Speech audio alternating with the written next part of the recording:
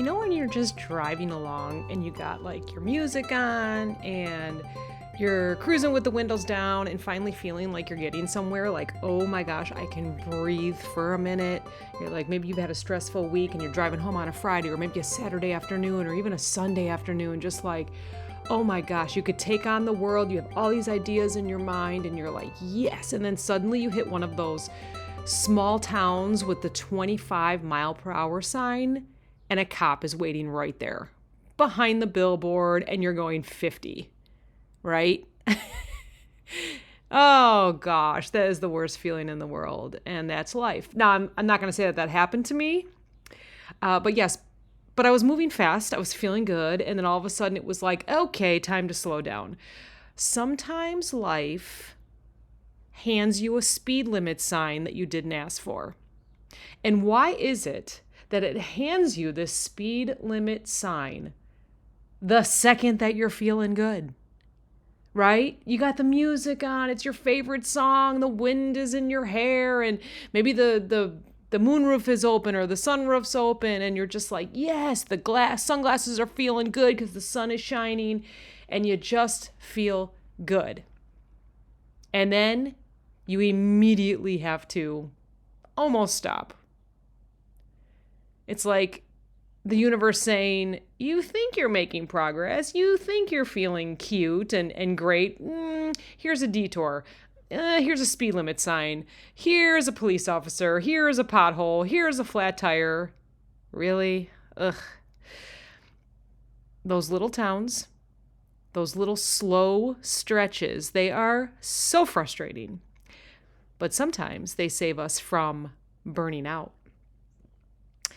Sometimes that 25-mile-per-hour zone is where we notice something we would not have seen otherwise, right? Because we're driving, the wind, and we're not worried about anything else. Maybe we're missing a mountain view. Maybe we're missing an ocean breeze. Maybe we're just missing the whole point. Maybe we just need to breathe and slow down and just truly enjoy the moment that we're in. And maybe we didn't even realize we needed it. So let's talk about this for just a second. The speed limit moments when life forces you to slow down. In other words, illness, burnout, emotional days. Oh my goodness. This is the reason why we're talking about this. Yesterday morning, I woke up with a migraine. I worked until about 10 p.m. I got up early too. So it was a 16, no, it was even longer than that. I woke up at 5. So how much would that be? A 19-hour day? Ugh, that's gross. Anyways, I woke up in the morning with a migraine because I did not sleep enough, and I must have been clenching my jaw the night before when I was working, and I was super stressed out about something. I had sent an email and the person ended up forwarding it to 50,000 other different people. So then I had to get all my facts straight, which it was fine. I wasn't in trouble. It was just a mess. It was a mess.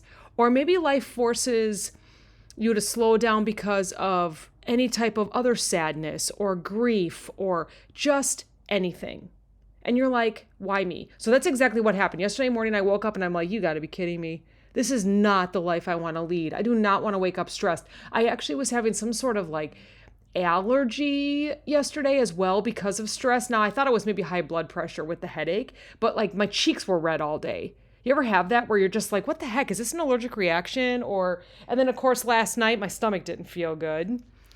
And I don't know. I could just keep telling you all about my day yesterday. I was absolutely burnt out. I was absolutely stressed out. I had the worst anxiety, which is why we're here. And then I got a really nice email. I literally was sitting in front of my computer. I'm like, please give me a sign, Lord. Like, oh my gosh, this is horrible. And I had some sort of lovely stomach ache and, all the fun things. If you have anxiety, you get it. But then I got this really nice email that supported everything that I did. The person wrote back to the 150,000 people that were on this email and said, I trust that Meredith is going to blah, blah, blah, and it was full support of everything. And here, the whole time I was thinking, man, what did I start just by sending this one email yesterday? But it ended up being okay. So I worried too much. I got upset too much. I thought that I had done something wrong. I mean, doesn't that sound like anxiety and stress? Unnecessary, right? Completely unnecessary. And then I took a deep breath and thought, you're doing what you need to do. Why did you get yourself so upset? And I had to slow myself down. I had to.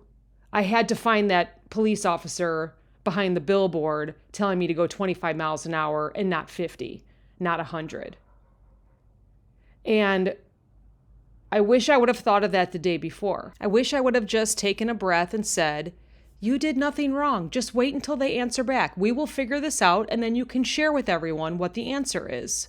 So anyways, life's not one long highway where you can blast through it at 85, 75, 65, 95, whatever, where you can see everything ahead of you and you know what to expect. Nothing's going to stress you out. Guess what?